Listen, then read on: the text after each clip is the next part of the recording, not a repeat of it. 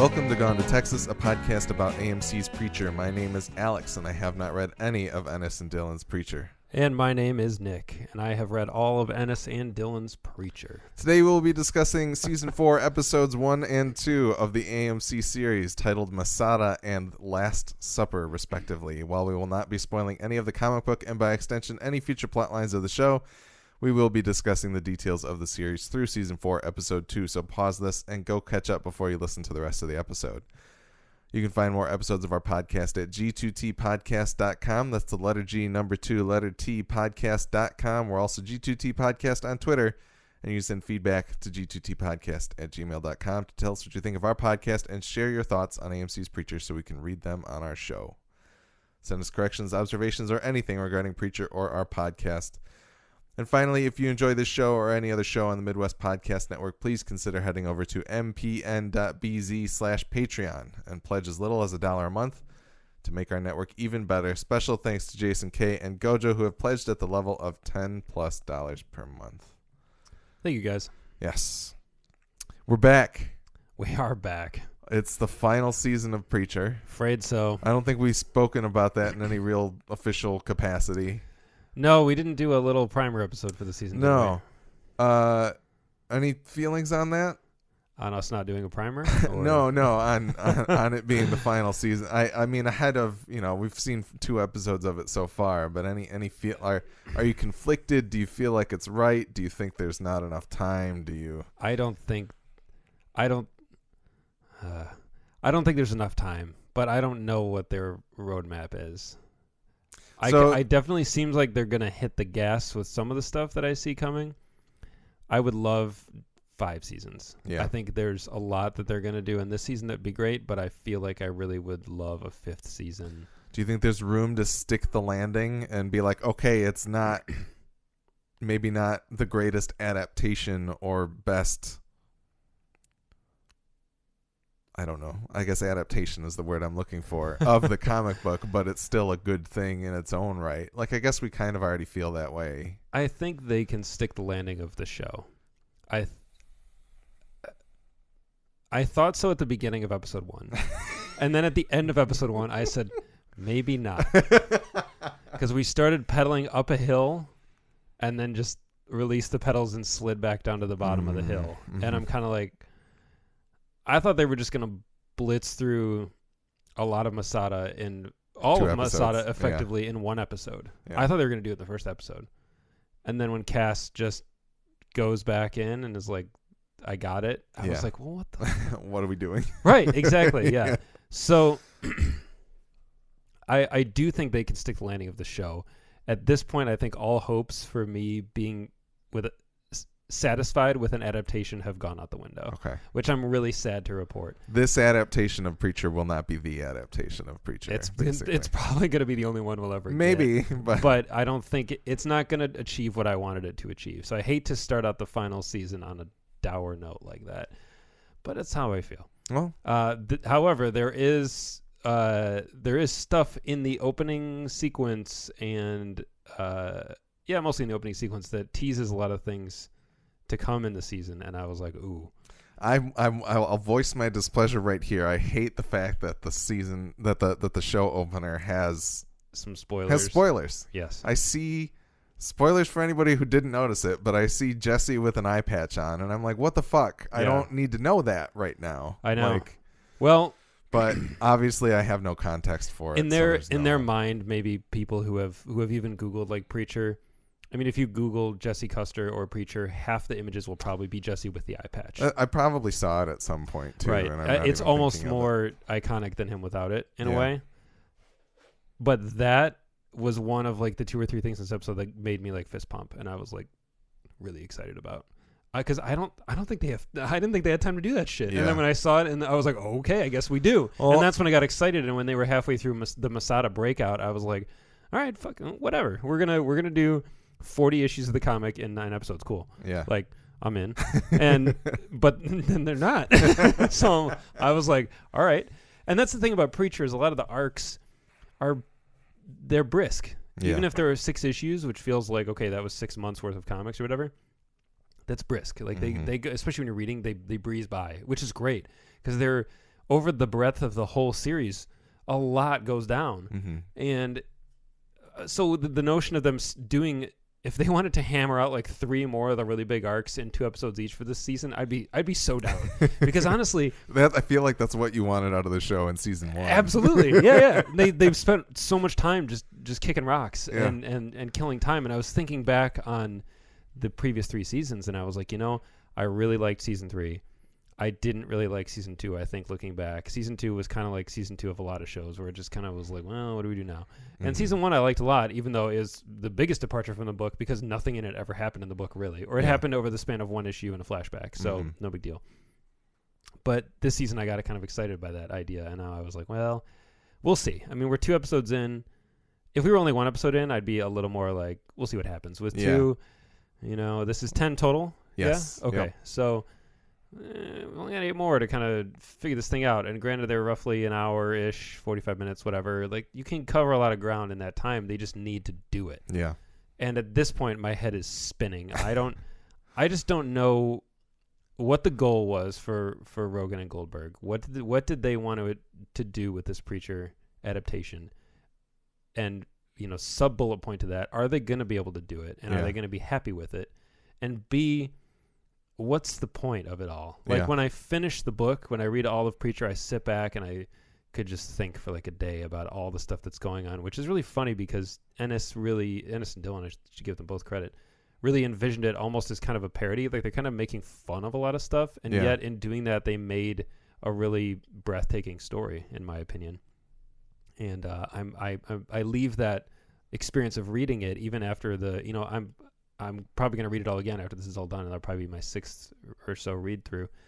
I'm totally going to be left with all the same feelings and questions and ponderings that I have every other time. And with the show, I feel like it's going to end, and I'm going to wonder why. What were they trying to say? Yeah. Even if when I leave the book, there's usually like several main themes I can draw on, and there's not just one overarching message. But with a show, I'm going to kind of be left wondering, like, what was the point? It's kind of what I feel like we're driving towards. But it's early. It's a little premature for me to say that. I got to let it run its course. They must have had, in this day and age, they must have had a contingency plan for, okay, if we get canceled at season 2, what are we going to do? If we get canceled at 3, 4, 5, whatever. And I don't know how many they wanted. If they even, I'm hesitant to give Rogan and Goldberg that much credit for thinking ahead. They're not necessarily the visionary minds of like Nolan and Joy, so to speak, but and the stuff they've gone on to do, like The Boys just launched on Amazon. They have other irons in the fire, so it's like, were they like, hey, was there a thing we want to get Preacher to the screen, or like this is a story we want to tell? Exactly, like how beholden was the message and the book to them. And I know they're big fans, but I wonder if they're just fans of the violence and humor, or if they're fans of the text in a bigger way. Yeah. And either way is fine. I mean, they got to adapt it. That's great, and they've done a lot of justice. But there's a few little things like I was just listening. I have really bad memory retention of a lot of stuff, and I was just listening to our season 3 recap because I was like, I don't even know what I said, and I was listening to it. I was like, oh, Lance was on it, cool. Like I don't even remember. But we talk at length in there. I shouldn't say length. It was like 5 minutes, but about the fuck communism later. Yep. And how important that should be. And I was like literally laughing listening to it. Like it's still not important, and yet they're trying to make it important. But it was still like a. But no one knows why. Yeah. Unless you've read the comic, and it went from being like fan service Easter egg type thing to like now it's a crucial plot point. But well, it was like a MacGuffin. Do you feel like you should give a shit about the lighter? Like, do you understand why he would turn around from the airport and drive back to go get this lighter? I do, but I think I think in season 3 we did learn, like Jody does say something to him about it in that final fight that they have in season 3 episode 10 as from my memory. Right. But yeah, is it believable that he'd turn around, stop his journey, put a stopper in the journey to turn around and go get the lighter? I don't know. Like, it doesn't seem that. Like, that is a very Jesse Custer thing to do. Yeah. But in the book, it's motivated. Yeah. It's much more motivated. And I'm going to try really hard this final season to not just bring all my book baggage in with me. But they're trying to have it both ways. And I'm not going to...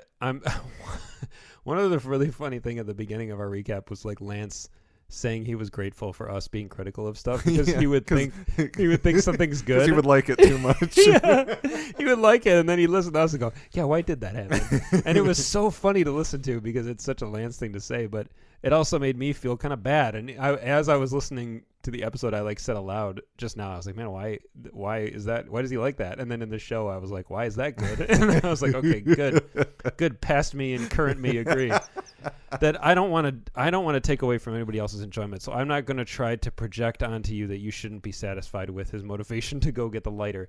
But I'm just kind of mourning the fact that you don't have all that to bring in with you, and they could have done more with John Custer and Jesse's past, and just to make those little things matter more. But anyway, this is another classic tangent. Well, speaking of John Custer, we can get to the first episode of this season. There was only other thing with the title that I wanted to say, and it was funny listening to that season wrap up as well, the season 3 wrap up. I mentioned something about so does Mark Harlick become a main cast member? Yeah. And then he actually did this season. He made the credits, which I was like, oh, that's great. And then I was like, oh wait, that's also not great, because we were kind of like, does God really need to be a main character? And so far, I think even though he's in the main credits, it seems like he's still just he was sprinkled in these first 2 episodes. It wasn't like he has one monumental thing to do in this season that we've already, if you are familiar with the book, based on the things that we've kind of already started talking about, that God comes into play. Mm-hmm. So, he doesn't need to be in every episode, but so far he has been, which is fine. I guess just a glimpse of him. Yeah. But anyway, talk more about that in episode 2. Let's talk about the teaser of Season 4, Episode 1, Masada. Time for my well-written recaps. Let's see if I can stumble all over them with my tongue. Excellent. Tulip and Cassidy convene in a hotel bedroom, preparing to get into somewhere secure while hearing screams from outside. Mm-hmm. Cassidy shares a joke to lighten the somber tone, and Tulip goes in for a kiss, leading them to make out. Cut to Australia, where Jesse falls out of a plane over the desert and crash lands, seemingly dead. Cut to a couple months earlier with Jesse and Tulip driving in the car in the desert in the Middle East, reaffirming their love for each other till the end of the world. So this seems like a flash forward of some kind, given the couple months earlier title card that shows up. What did you think they just skipped over a lot of stuff? did you think they skipped over Masada when we cut to Cassidy and Tulip in the bedroom? I didn't even put any thought into it. I just kind of let it play out because I thought it was going to be like a Cassidy daydream or something, but then I saw his dyed hair and I was like, well, we'll see. And then it cut to the Jesse plane thing, and I was like, oh, got it. Mm-hmm. And I got real excited. Yeah. That I think I was actually smiling, sitting on my couch, okay. Interesting. And there was another detail in the plane moment, though. Was it like the airline or something like that? No. Okay. Something else going on in the same shot. Okay. I didn't. I might not have.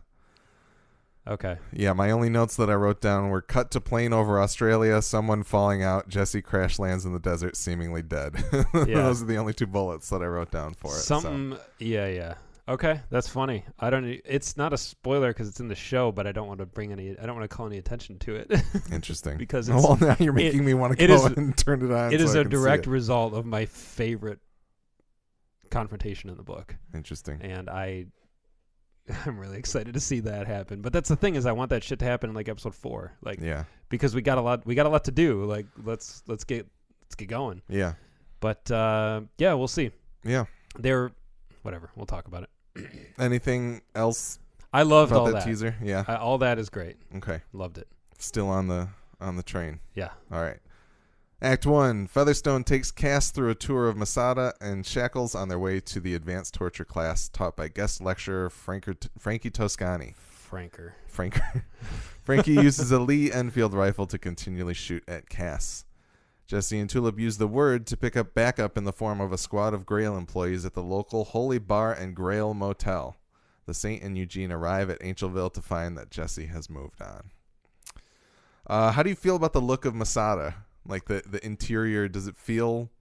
It's true enough, but it serves a very different function. Yeah. It's not like a Grail training ground in the book. Okay. It's like where the Allfather lives, and it's kind of it's where I think Humperdoo lives there too. Yeah. It's kind of their most sacred site. Mm-hmm. And in the show, it's a little more like Grail University. Exactly. Yeah, Well, Grail yeah. Quantico.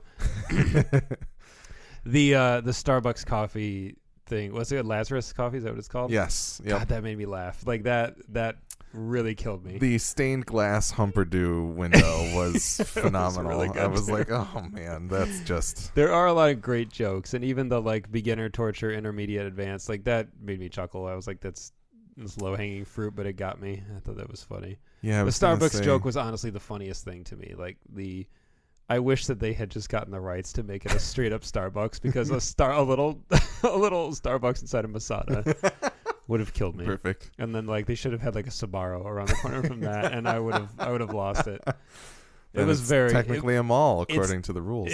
That's it. Yeah, Yes. if you have a Sbarro, there was a mall. Yeah, that was so funny. That was a great, simple. It was one of those really perfect preacher jokes. It just like it didn't say Starbucks, but it may as well have. Like Yeah. the way the counters looked and everything. I was like, this is great. Yeah. Loved it.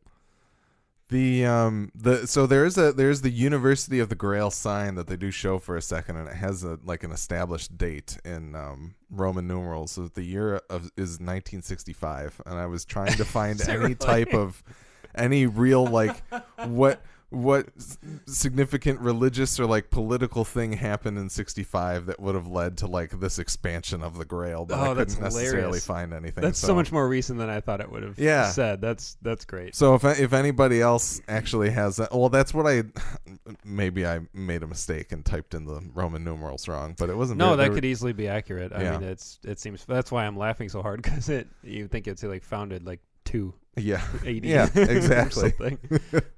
But yeah. If anybody else has any insight for what significance 1965 could have, let me know.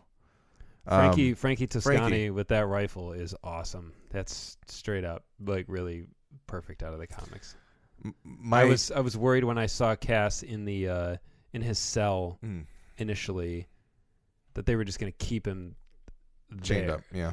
Yeah, and then they brought him into that like operating theater looking room, and I was like, here we go, because in the book he's in that, Okay. but he's just like down in the pit. It's much higher walls, and that's where he's just kept. Okay. He's not in like a cell. Excuse me. And yeah, Frankie just keeps like shooting his limbs off and shit. He like blows his arms and legs off in the book, so he can't really get out. I mean, he can't get out anyway because they're super high walls, and he just keeps shooting his limbs off basically. Yeah. So that's great. I really liked seeing that kind of going down. Frankie Toscani, played by Lackey Holm.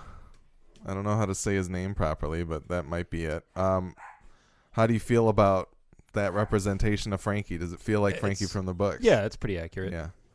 I thought it was Daniel Baldwin at first, like Yeah. the fattest Baldwin. Yeah.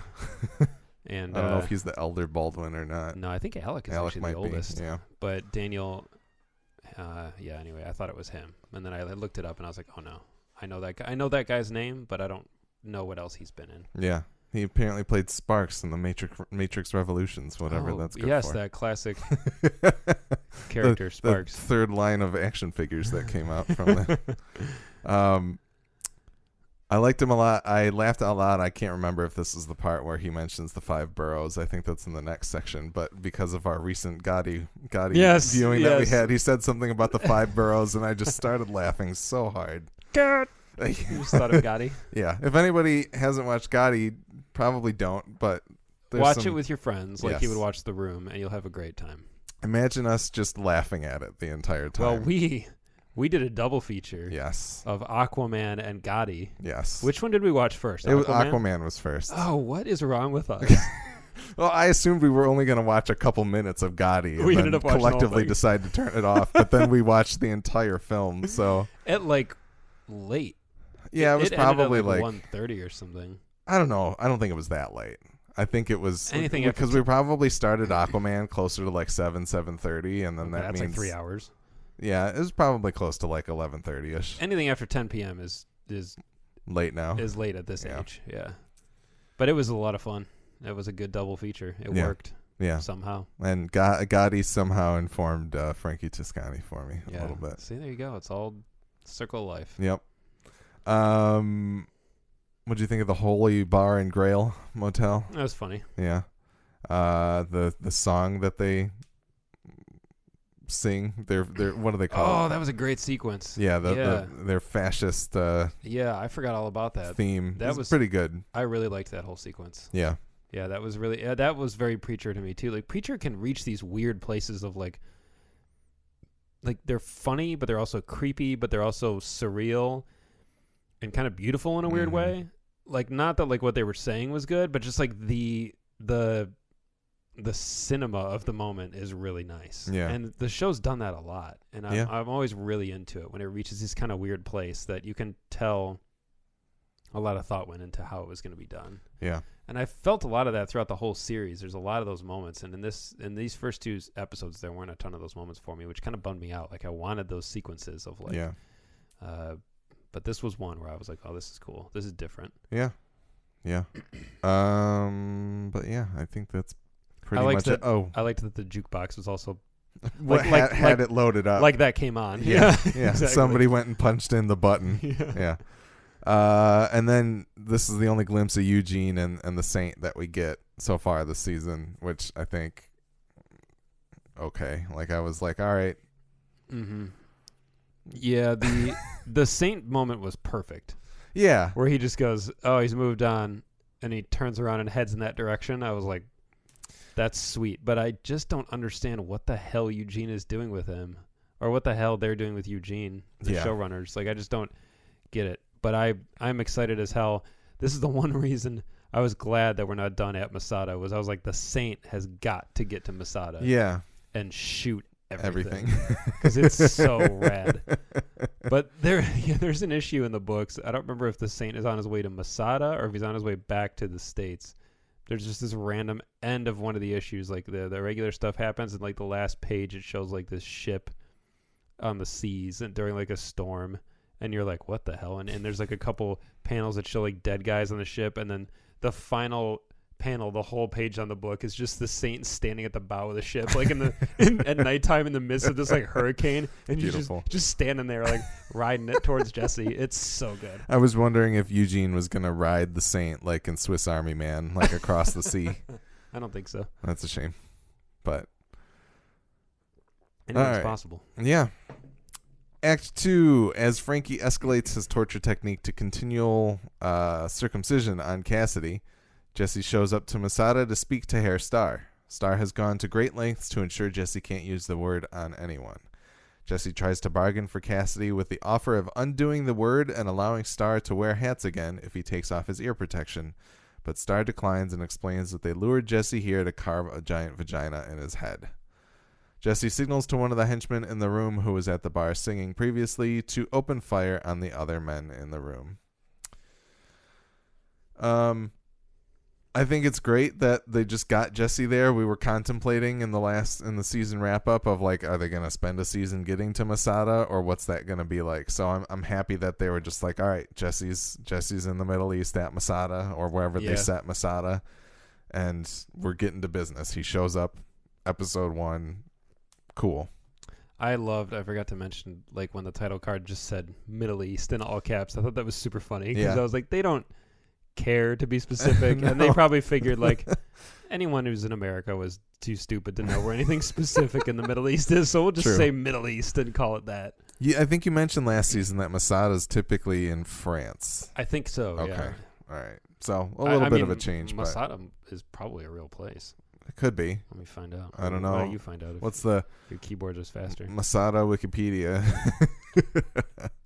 Masada is an ancient fortification in the southern district of Israel, situated on top of an isolated rock plateau akin to a mesa. Yeah, that's it. All right, so it is a real place. Yeah, I don't know why I thought it was in France. There's a French guy that's at the Grail headquarters, I think, right? Yeah. Well, in the book they have a bunch of French people, French only speaking people there to thwart Jesse's use of the word. Interesting. So I just assumed it was, but it doesn't make sense with the geography or the landscape. Yeah, I don't think there's anywhere like that in France. So yeah, so it is the legit Masada. Interesting. I'm just too stupid to look up where it was all this time. I thought it was really funny that they just had one dude with a metal detector and like a single table at the front door. God, I was dying. That was so funny. It was perfect. And that he like obeys it. Yeah. Yeah. So He's funny. like, all right, I'll go over. Right. And then like later on when it comes into play and they're just this line, it's like this bottleneck of Yeah. people trying to get through the metal detector. And he's only got the one bin. Oh god, that was so funny. Because I've been through plenty. I mean, obviously you go to airport security, Yep. and you're used to it. Like it's a production. Mm-hmm. When you go somewhere like a county Concert or something like. well, yeah, even or like a big no, like a Tigers game is more legit. Like you go to like a courthouse or something, or like when my wife and I had to go get our marriage certificate before our wedding, and we went, we were out in the I think it's in Oakland County somewhere. Anyway, they had like 2 metal detectors, and I was like, feels like you should have more. Like in a building like this where everyone has to go through in the morning, but it was so quick and casual compared to like the airport that I was like, yeah, whatever. Yeah, it is a funny process. I'm surprised Jesse didn't have to take his shoes off. That would have been the kicker if he had to take his shoes off. And shoes and belts. his boots and belt. Yeah, exactly. Yeah. Get patted down. Absolutely. Yeah, that was a really I was pleasantly surprised that he was just walking up to it. I was like, all right. And the confrontation with Star was not super unlike his confrontation with the Allfather. That is how it goes down in the books too. Like he just kind of walks in and is like, "You're going to give me my friend," and they're like, "Well, no, we're not." So I guess this is where it gets kind of sticky because I'm kind of if this podcast were to continue and I were to learn how to read, or have you read the comics to me and Right. show me the pictures, Of course. We know that the Allfather's present at Masada, so I don't know how much things will be different and how much things are not. Like, is the idea of obviously there's more to it in the show, but is the idea of Star wanting to carve a vagina in Jesse's head from the book? No, it's just kind of like the reactionary, like, oh, this seems like something he would do, but obviously by the end of the episode we realize there's a bigger plan with God involved. Yeah. Right. Yeah, when he initially said that, I was like, that's stupid. Yeah. Star would just try to kill him. Yeah. It would honestly be more of the Allfather being like, no, don't kill him, we need him. And Star would just be like, let me kill him. Yeah. Star's the Allfather now, right? Yeah, because his picture's on the wall with all the other Allfathers past. Yes. Which cracked me up. Yes. And all in their different frames. And the Allfather is in like the biggest possible. Frame. Yeah, exactly. It's very good. I don't think that anything else crazy happened there. I liked the push to close button as well. It says push to close really big underneath this big red button that's inside. Yeah. Mm-hmm. And a little bit of like economy of like, we want you to know that you can't open the door from the lobby. You can only open it from above, which, they kind of... Oh, that cracked me up too. I thought... Initially, I didn't get the joke that they would be going for later. Yeah. But I thought just the waving the flag was super funny. I was like, this is a really... like it's such a production. That made me chuckle. Yeah, it's just such like an archaic thing to do instead of having like a walkie-talkie or something like that. And just like, wave this red flag. And that whoever's up there also looks wearing like a Featherstone wig. Yeah, exactly. I was like, is that a dude who has the same haircut? Yes. Well, I think she live tweeted the whole premiere through some account. I can't remember what it was. There's probably a good write-out out there. Oh, Julianne Emery did? Yeah. That's awesome. But she said that the dude who was up there did have a Featherstone wig on. That's perfect. Because they wanted him to, basically. Why not? I didn't question it. I just thought it was funny. I was like, all right, this is the do here at Masada. Yeah, the brunette He-Man. Mm-hmm. Act 3, Jesse finds his way to Cassidy and handily beats Frankie and his class to free Cass from his restraints. Cassidy doesn't seem extremely excited to see him. Tulip is being brought in by her new employees under the guise of her getting caught reconnoitering. However, one of those new employees, Tammy, blows their cover when she disobeys the doorman, which starts a fracas. In shooting the doorman, Tammy causes the doorman's head to hit the door close button, and Tulip orders her to keep the door open. The door can't be stopped, though, and Tammy gets crushed. I don't really understand what's going on with Jesse and Cassidy. Yeah, I was just thinking about this earlier. The relationship between them is the exact inverse of what it is in the books. Yeah. Like in the books, Cassidy is a bad dude, but he's really likable. So that's the same. He's still likable. But he and Jesse never fight in the books. They never beef about anything. They're just like thick as thieves. Jesse is almost blind to his clear like defects and manipulation and stuff. And Tulip's always the one being like, no, like I don't like him. Look at what he's doing. Exactly. Yeah. And Jesse's like, no, he's a good guy. He's just having a hard time, kind of thing. Well, and in the show, it's like the opposite. Like Tulip is pretty cool with him, and Jesse is always like locking horns with him, and Cass is a gooder guy in the show. And I kind of he's the goodest. I had a note on my phone that I don't remember at what point in the episode I wrote it, but I just wrote, I miss comic Cass. And I know, I don't step on anybody's toes here, show Cass is great. Mm-hmm. And I'm still hoping for a little bit more true to comic Cassidy action to come. And I think we got maybe a hint of it at some point in this episode. But I'm just kind of like, it worked fine for the show, but at this point, I think we're all kind of like, what the fuck? Like, we spent all of season 3 being like, when is the crew getting back together? Right. And finally you get like Jesse coming to rescue Cass in this episode. And the weird thing to me, like the thing that threw me off the most was you get these shots of Cassidy watching Jesse as he's beating everybody up. And Cassidy at first smiles at Frankie getting beaten because you assume with the constant circumcision going on, he's probably relieved to see the power kind of taken out of Frankie's hands. Yeah. But then he also like notices the pleasure that Jesse's taking in it, and he almost gets disgusted at it. Like that's what I read off of his face. And I don't really know why. Like I think it's twofold. I think he's kind of seeing in Jesse the same glee out of beating all these people up that Frankie was kind of getting out of hurting him. He's just seeing somebody happy to inflict pain on people. Yeah. And it's definitely not a stretch to think that Jesse enjoys beating people up. Yeah. He loves it in the book, but he's usually beating up, in his mind, people that deserve it. Mm-hmm. And he's usually not taking so much pleasure. Like by the end of a good fight, he's like, "Oh yeah, we beat their asses, hell yeah," kind of thing. But he's not like, it's not quite so like sadistic. It's kind of like we showed him, not like, I really beat the shit out of that dude, right? Or like I made that guy hurt. Yeah.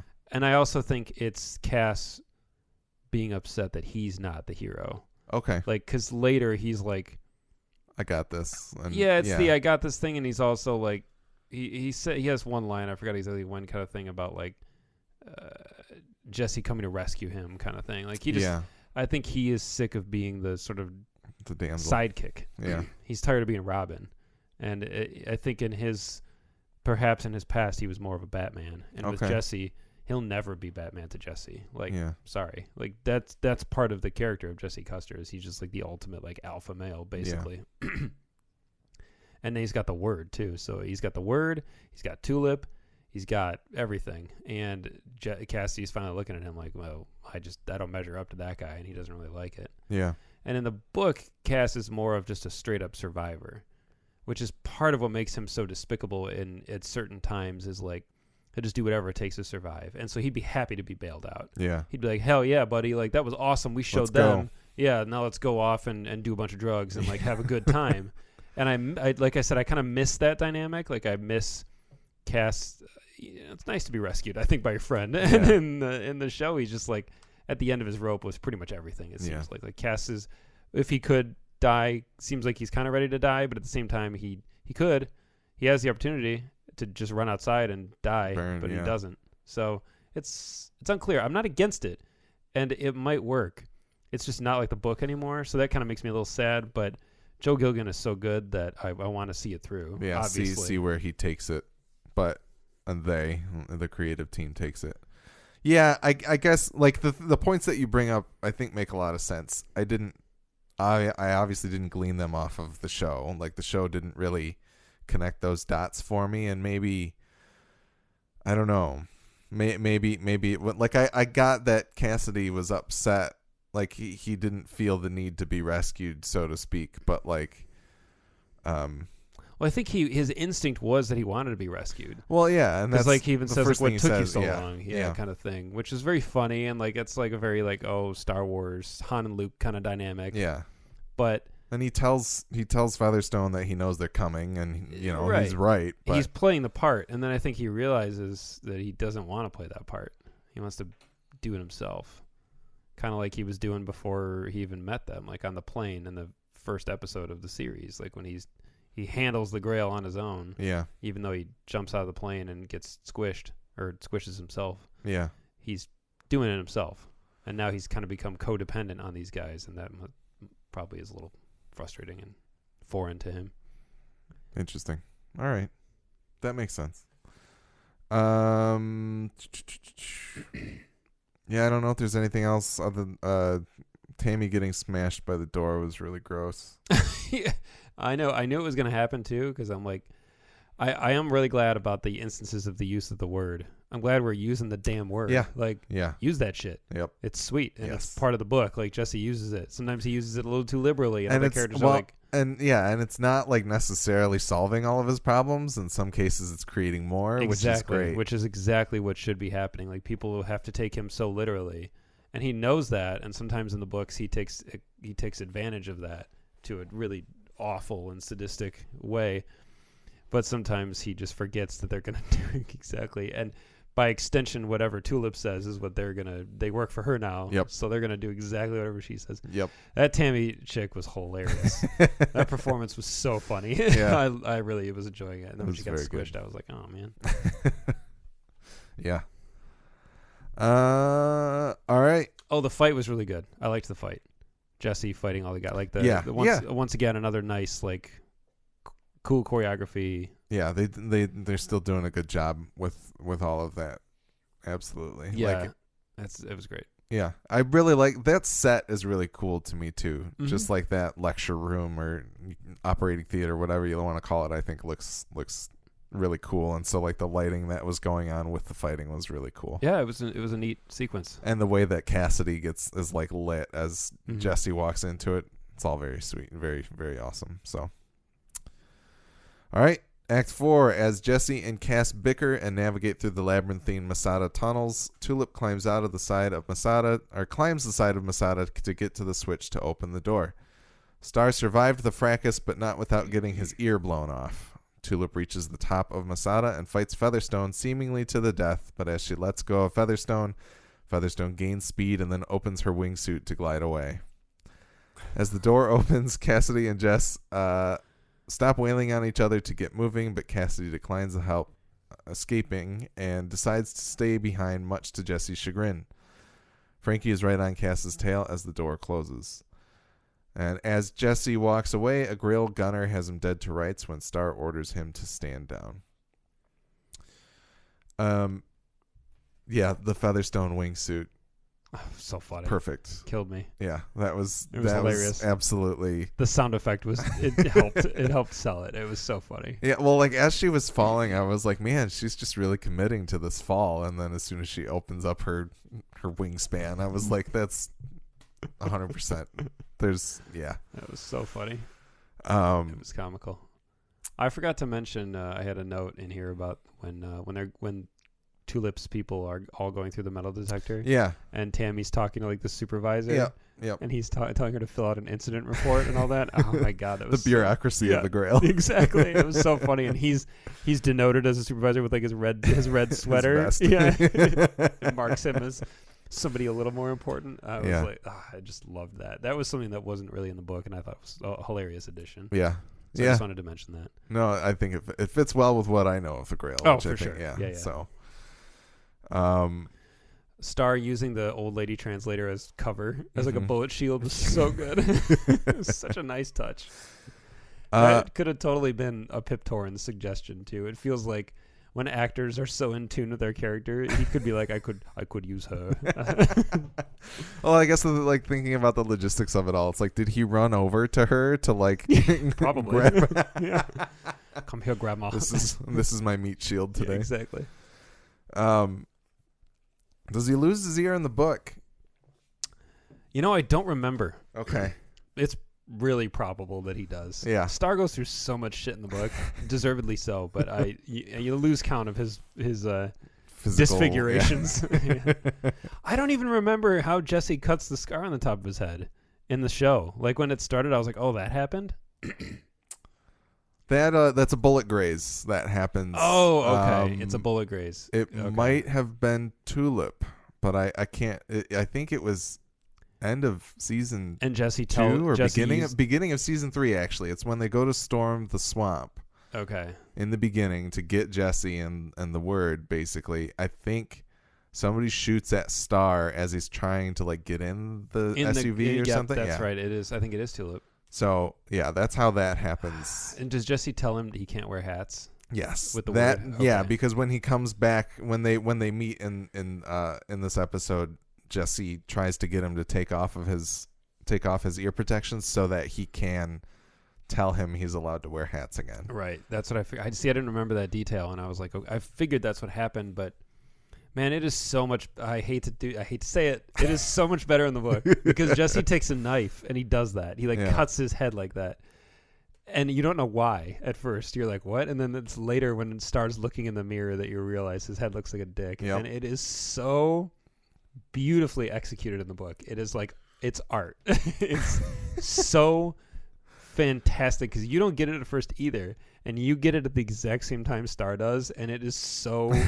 phenomenal. It's more purposeful. It's so good. Yeah, it's so well. They did play with it a bit in the editing here in the show, though, because they go from there's a good cut. Shot. Yeah, there's a good cut from the circumcision of Cassidy to the top down of Star's head, which is it's good. Like it's fun. It's funny. It's something that's like it is funny. It's just such a perfectly executed joke in the book where Jesse does it knowing what he's doing but doesn't say it, and then you get to discover it later with Star, and you're just like, it's gold. That's pretty good. Anyway, whatever. It's fine. His head still looks like a dick. We got that. Trying to think of what else. Was there anything too crazy in this? They fought and the door opens. Yeah, Cassidy chooses not to go. We talked about that a little bit. He wants to be his own hero or something. Like, I wonder how much of it, like, part of me wonders if he understands that Tulip was there with Jesse and, like, trying to help rescue him. Like, would that have changed anything if he knew? I don't know, because later Tulip asks, did he know? Yeah, she has the, like, did you tell him? Yeah, I don't know, because I mean, he doesn't want to see them together, and they're back and better than ever kind of thing. So, yeah, I don't really know. I don't get Cassidy at this point. Yeah. Like, I don't know what's going on. Yeah. We'll see if they course correct or something makes sense. And Cass does seem a little sad. Like when the door shuts and he kind of leans his head up against it like that, he seems like he's bummed out that like he feels that he has to do this. Yeah. And Jesse is a little less so. Jesse stands there. He definitely takes the beat to kind of be like, and then he just saunters off. Yeah, he's like, well, what the hell, really? You know, like we went through the effort and you're just going to squander it kind of thing. But yeah, no. I didn't feel like this is a really weird thing to pick, but I didn't get a lot of vampire super strength on display in this episode. I would have liked to have seen Cass's fighting technique is like get up close and bite someone's neck and throw them on the ground, that kind of thing. And in the book, it's very clear that he has the typical super strength of a vampire. Yeah. Yeah. I wanted to see him like grabbing people and throwing them through walls and stuff. That'd have been cool. Yeah. But whatever. Small gripe. Yeah, I feel like they lean into the fact that he's like a small, wiry dude more than they do vampire strength. That's what makes it so good in the book, because his physique is not much different. He's definitely a heroin body, so to speak, and he still will, do some damage. It's fun. I liked him and Jesse fighting alongside each other. There's more than one moment in the books where they get into like a bar fight together, and it's really entertaining. Yeah. Because Jesse also is possessed of like weird strength for a mortal man. For a preacher. Yes. Yeah. All right. I think we can go on to Act 5. One other thing that I wanted to touch on. So I left last season kind of wondering, would Jesse really feel the need to go and rescue Cass in the first place? Yep. Which you noted was like a big issue with the show, like the fact that I'm questioning that in the first place. Clearly they're trying to do something different with that relationship dynamic, but it does, and I think we did eventually kind of land on like the Jesse would feel bad that the Grail is taken Cassidy. Maybe like at the very least that somebody's being held against their will by the Grail Yeah. because of him. He would feel that motivation, and it seems like that's at least like Cassidy even kind of called, like he has a line where he says something about "Thank you for letting me get caught up in your pissing contest with the deranged crypto-fascist cult leader." Yeah. Which, like at least that's how Cassidy feels about it, but we still don't really fully get that Cassidy or that Jesse would have come there if Tulip didn't necessarily care or why they ended up. Yeah, it is a little ambiguous. Yeah. All right, Act 5, which is the final act of Episode 1. Tulip blames Jesse for Cassidy not making it out of Masada, while Jesse questions if Tulip slept with him. Tulip lies and says no, and Jesse agrees that they'll go again tomorrow. That night, Jesse has a series of dreams showing him a phallic mountain, a nuclear apocalypse, him choking Tulip, and hearing messages from his father saying it's time to find God. Jesse wakes up and writes a letter to Tulip before hitting the road and hitchhiking onto a blue truck. Tulip wakes up and reads the letter and then opens her closet to reveal her Grail uniform and blonde wig. Back at Masada, Cassidy gets locked up once more, and Star has a rendezvous with God, revealing that the two are working together to make Jesse suffer and not just kill him. Yeah, so it was John, the actor who plays John Custer was on the phone. Yep. So you wanted more John Custer, and you got 2 lines of him. Afraid so. It wasn't John Bernthal. No, it was not John Bernthal, unfortunately. How do you feel about the? Does this dream mechanic make any sense in terms of the book, or does it just feel like that this is the thing we need to happen to get us on the road to ending this show? He does have some visions in the book, but generally they're fueled by like mescaline or something.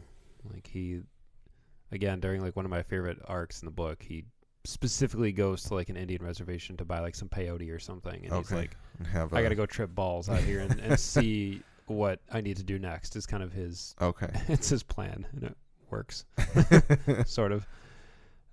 So yeah, I was fine with it, I guess. I parts of it made sense. I was like, okay, that's good, and some of it I was like, man, I don't understand what that was supposed to mean. So yeah, I don't know, whatever. Yeah, it was fine. The him choking Tulip thing was really weird to me as it was happening, and eventually I realized it's like, oh, it's another dream. But there's even a weird moment where he uses the word, and I don't understand if he's trying to use it on himself or he. Yeah, I think he is. Yeah, and he's like trying to tell himself no, and like, does that end up being the thing that makes her stop breathing, or like, obviously it was meant to be kind of weird and trippy and strange, but I think he thinks that he is going to end up killing Tulip inadvertently. If he continues to bring her along for his journey, she's going to die. Yeah.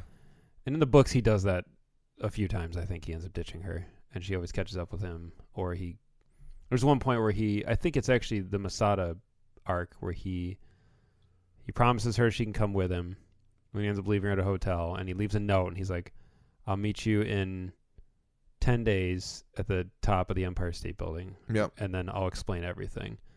And so he ditches her then. But there is at least, I think, one instance where he like tries to ditch her permanently. And this, I don't know where this one falls in the leaving your girlfriend in the behind category. Yeah. Yeah. Is the phallic mountain is there any significance of that in the books, or is it just another dick joke at the well, it is that, but it's also, I think it's a substitute for something else. Okay, all right, we can come back to that later on. The fact that God considers Diet Dr. Pepper one of his greatest creations made me laugh, probably the hardest out of anything in this episode. It's really funny. It's just perfect. Was it diet on top of that? It was, yeah. It was certainly diet, and the thing is that you hear, like, I don't know how much diet pop you've drank. I've drank my fair share of it, but I can definitely differentiate most diets from regulars? Diet Dr. Pepper is one of the ones that gets closest to its original flavor. Okay. In terms of like, so that's probably where the joke is Sure. like everybody thinks Diet Dr. Pepper is the closest to the normal Dr. Pepper or the normal pop, but the fact that God's like, yes, one of my finest creations, and the like whiskey ice cube that he drops in there. Fantastic. Enjoying a nice Diet Dr. Pepper rocks. Yes. Yeah, growing up, we had Diet Mountain Dew around the house, like almost exclusively, and Diet Coke, but mostly Diet Mountain Dew. I didn't have regular Mountain Dew like that often because that's just what we had around was Diet. Yeah. And so the taste between the two, I think, is so apparent. It's Yep. like night and day for Diet Mountain Dew and regular, and Diet Pepsi and regular, and Diet Coke and regular. Those three. Yeah. Pepsi is closer, but I think it's because Pepsi is such a weird taste anyway. I actually prefer Pepsi to Coke, but Me too. I acknowledge that it is way more like chemically tasting than Coke. I don't know. It's different. There's way more sugar to it. Yeah. That's the way I see it. Is like the Coke has the burn to it. There's like more carbonic acid or something. Okay. But Pepsi's just like full on sugar. Like That's great. And that's why I prefer I prefer cherry Pepsi on top of that because I look want at even you. more sugar. You want 50 grams of Yes. sugar in a bottle. Yeah, absolutely. I drink pop so rarely these days that when I do have some, it's like overwhelming. Because I usually go for like Mountain Dew, or I'm sorry, not Mountain Dew. Well, yeah, if I'm at Taco Bell, I'm getting Mountain Dew. Well, yeah. But like root beer, if I'm like once in a while, if I'm like in a restaurant and they like have root beer, I'm like, you know what, that sounds pretty good. But with almost every meal now, it's just water. Yeah. And then if I go out, to like a dinner on like Friday or something, I'll get a pint of beer or something with a meal or after a meal. But yeah, just pop is not. I've actually like kind of don't like it as much anymore because it's so intense, and I just think of the calories and the sugar, and I'm like, I don't need it. I can eat 2 cookies instead and get way more satisfaction. Sugary drinks are definitely like your Achilles sugary heel. drinks in general, but also pop. Like I go through these stretches of like giving up pop, and I do great forever. But I keep thinking about like, man, there's gonna be one day where I'm gonna let myself have a Mellow Yellow, and then I have a Mellow Yellow, and it's It's gone. all over. And those months are completely, I'm right back under the hook of it. So it's probably good I haven't tried like cocaine or anything like that. But I'm the same way. Yeah, that's why I have to be really, really regimented with. I told my wife, I was like, don't buy any more M&Ms. yeah. Yep. Because if it's there, I'm going to eat them. Yep. And my capacity for chocolate has no limit. Yep. I've never met the upper limit. I've never actually gotten sick from eating candy. Yeah. And that is scary because the amount of sugar I can eat is ridiculous. Yes. But like, yeah, those hazelnut M&Ms they have now. I haven't tried those ones yet. I love Nutella so much. And I told her, I'm like, do not buy a jar of Nutella because it'll be like that episode of Friends where they bring all the food to Joey and he just eats it all. Yep. Like that's what will happen. And it will be, I'm not young enough anymore to be able to do that. I don't think my heart can take it. Yeah. But yeah, for those listening, pop is soda. Or cola. If you don't live in the this is the Midwest Podcast Network, so and it's pop. Yes, up here we don't even think about it's it. Fighting words. If you say soda, I have a hard time not reacting to anybody who says soda because I'm just kind of like no. But when people who are from Michigan say soda, I say, "What are you doing? You know better. Are you a self-hating Michigander? Like, are you ashamed of your heritage?" I do think it's a Midwest thing, but I think it's even more highly concentrated in Michigan. Yeah. Because Michigan is just so weird anyway. Yep. It's so unique. Yeah. I just had to explain to somebody that ope is like a Michigan thing. And they were like, it is? And I was like, yeah. And I'm like, think about it. Every day, everybody in Michigan says it at least one time. Yep. For anybody who doesn't know, there's a noise that you make when you are moving out of the way because you've realized you're inconveniencing someone with your presence there. And it is the word ope. Ope. That's what it is. Commonly spelled O-P-E, I think is what I've seen. There's all these memes coming out now amongst like Michiganders about ope. And it's so funny. I love it that it's like people are finally starting to recognize how weird it is that we do that. Well, no, not only that, like I don't know if there's any other place in the United States or in the world that has articles written. Like you will see like listicles of things that people in Michigan or in the Midwest only do, like adding S to the end of a store name and like, Yeah. you know, It's because we're stupid. yeah, yeah, we don't actually pay attention to the world around us. I gave my wife the hardest time because she's usually really, really good about it, but she added S onto something and she removed it from somewhere else. And I was like, no, that's the opposite. That's the law of conservation of S's. Yeah, you have to take one away from something else. You got to borrow it from Menards and put it onto Myers. Jimmy John. Yeah. This is some deep cut humor here. There's no one in Michigan that listens to our show. No, well, David Steele's the only one who will take some. Dave, these are all for you, buddy. Yep, just for you. He knows. He's laughing right now. Yeah, that's it. Just me. Oh. He can write in to add credibility to our stories, so we don't just sound crazy. Yeah, it's a phenomenon. They all are. I'm sure everybody has weird things about where they're from. Like Joop will just lay down a gnarly Dutch deep cut linguistic thing, and yeah, his jokes are because his country's so nice though. Like when I hit him in Discord about Spider-Man Far From Home, and I like really wanted to hear his review on like the Netherlands sequence, and he was like, "Yeah, that's the way it is here. Everybody's super nice, and that guy is a famous Dutch actor." And I was like, "What the shit?"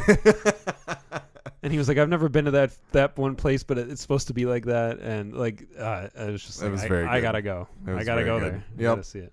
Yep. Anyway, this has been, you're listening to Gone to Texas. That was episode 1. I don't know. I agree with you. I was like, up until Cassidy backs out of leaving, I was like, oh man, we're really hitting the gas. Yeah, I was into it. And then as soon as he backed out of the doorway, I was like, oh no. What are we doing? No.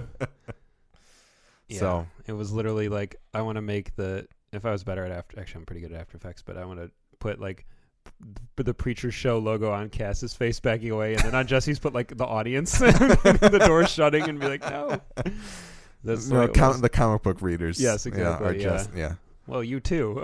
You're also feeling the effects. Well, but I'm like a comic book reader by proxy. I have true. Feelings brought off of your feelings. I'm sorry. I'm diluting the. I think we both acknowledge that the show can still go in ways that we aren't expecting and can still be good, right? It's just leading away from what we were expecting and thinking would happen and we're hoping could happen. But the thing is, they were really playing with my emotions, because when they were gonna blitz through it, I was kind of like, no, like there's a lot of cool stuff that happens at Masada, but at the same time, there's cooler stuff that happens down the line. So I got excited. I was like, nah, yeah, I guess we can get through it. Yeah. But we got one big thing hanging over Masada here that we didn't even talk about. That's in the first episode. What would that be? The angel. Oh. The archangel. And yeah. Well, you know what? And that thing to me, here's what I'll tell you is that, like, to me, it just seemed like a, like, color for what Masada is, like just kind of this like, hey, they have an angel in captivity, period. I don't even necessarily like, there's been such non-interaction with him. Yeah, like you know, he thinks that he seems like a very kind person, and that he's like, he thinks of Cassidy as a friend, even though Cassidy hasn't thought about him at all. and so that's why, to me, I just kind of glossed over it, which is I guess it says something if you listen to my recaps and there's things that I'm not touching on that should be big. You know, it never even considered. I never considered the possibility that that's all it was just backdrop for what Masada is, that they have an angel captive. That dude is important. Wow. Okay. And the reveal of that archangel in the book is nuts, that he's there, because you do get a tease that there's somebody imprisoned, mm-hmm. but you don't know what it is or who it is, and you see based on other people's reactions that it's a big deal, but you're like, oh god, what? Like, I remember vividly the first time I read through it being like, who is in there? Yeah, what is in there? And then when it's revealed that it's this art, you're like, holy shit. Like, it's an archangel. Like, it's not like Fior and DeBlanc and like the other angels that kind of show up earlier in the book. Like, it's a badass one. It's like one of the warrior ones. This one doesn't seem to have the same physique as the he seems a little doughier, so we'll see what, if anything, they have planned for him. If that's all it is, oh man, I'll be bummed out. I mean, who knows? So the actor that they have playing him, his name is David Field. He's a dude from The Rover. He was right? in The Rover. Yeah. Yeah, is the one. Did I tell you I watched that? You did. You told me. We didn't really talk about it. Yeah, But you want to know? No, I'm just kidding. Oh, sorry. I was gonna say as I was looking at IMDb, I looked down and there's the kid who starts the singing in the tavern. He's credited as cherubic grail member. Perfect. So that's pretty good. But so this season obviously was filmed almost entirely in Australia because there's all these Australian actors, and later Australia is coming into play, and that's interesting. My assumption is anything that they did outside for Masada is even like somewhere in the desert. Yeah, it's not. Yeah, makes sense. Yeah, I wonder if they have good tax breaks over there in Australia. Probably. But all right, let's move on to episode 2, titled "Last Supper." Okay, let's talk about the teaser here. Open on God admiring his creation during the Cretaceous era when a claymation brontosaurus walks up and poops. God is disgusted, but he exclaims as he notices a double rainbow. He turns back to the brontosaurus, who sniffs and then decides to eat its own poop. As the brontosaurus burps in God's face, this enrages God enough to begin the extinction event that ended the dinosaurs. I loved this opening. I did too. It was great. Yep. There were so many moments throughout it that I laughed out loud. Yeah. I actually wrote down on my notes no.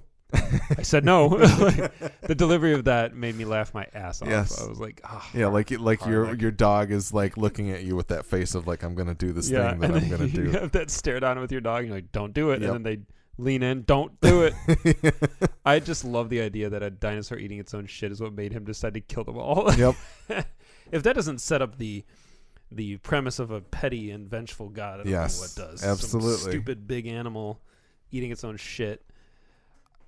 My question I was left with that sequence is, are we as a human race at the point where we're eating our own shit and God is sick of us? Have we reached that phase? Because I'm probably going to vote yeah. Right now, yeah, I think so. I think we're there.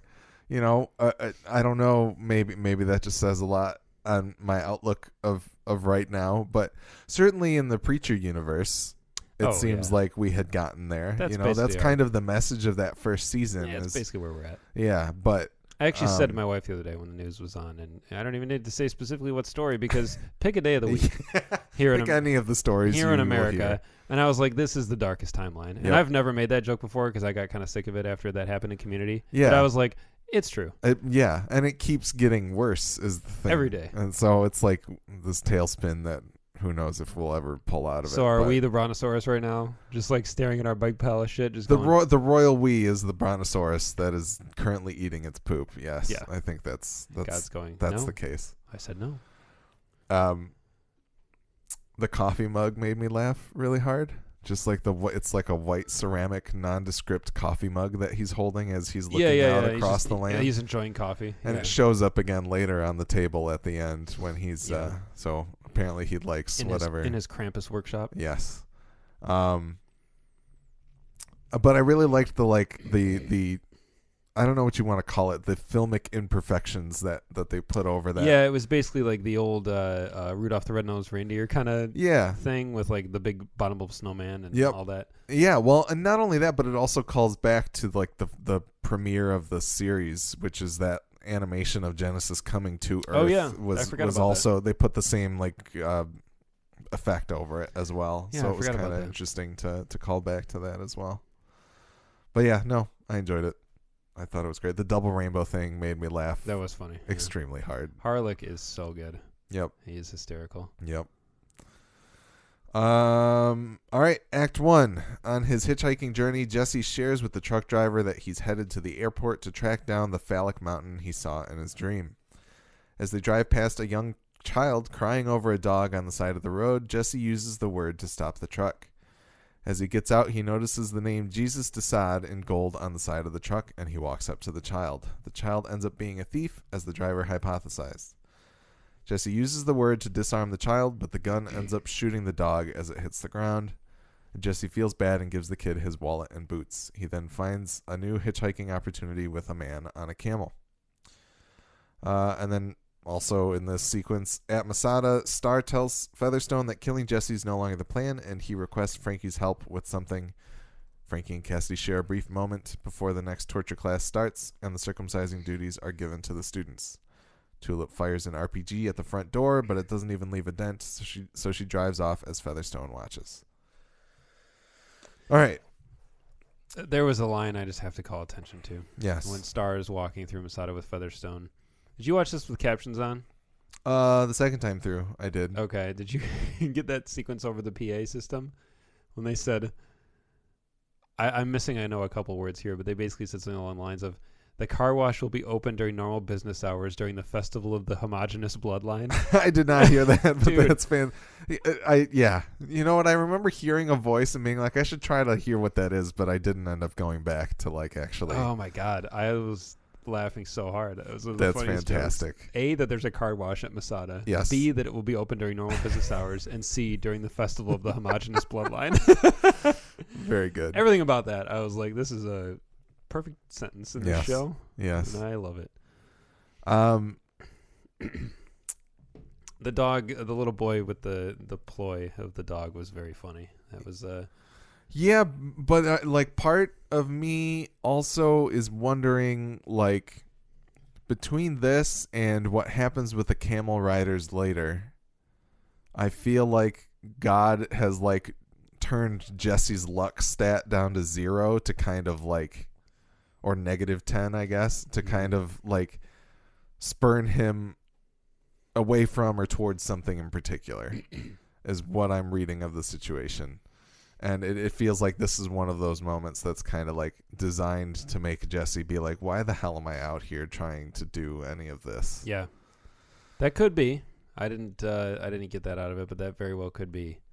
I just thought it was entertaining the way it played out. Yeah. And then again with the camel one was even better. I think that was so funny. Yeah. I just thought the repetition of from the little boy of the line, like the exact same delivery, was so funny. I was like, that's just a good joke. At first it was the ploy, and then it was actually it's true. genuine, but he said it with the exact same inflection.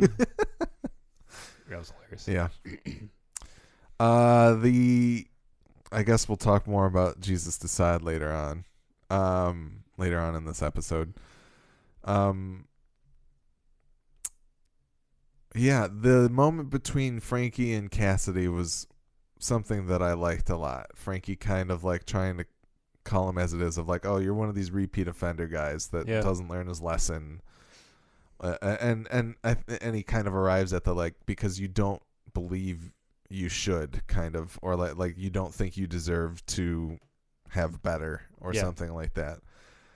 Which honestly, I think if that moment happened before he backed away from Jesse at like the front door, I think that would have made more sense to me. Yeah, it would have legitimized his decision a little more. Yes, yeah. And I'm realizing that right now. I like that. Yeah, like I think then you would kind of be like, no, I don't need to be the sidekick. Like that rings truer for me after this conversation.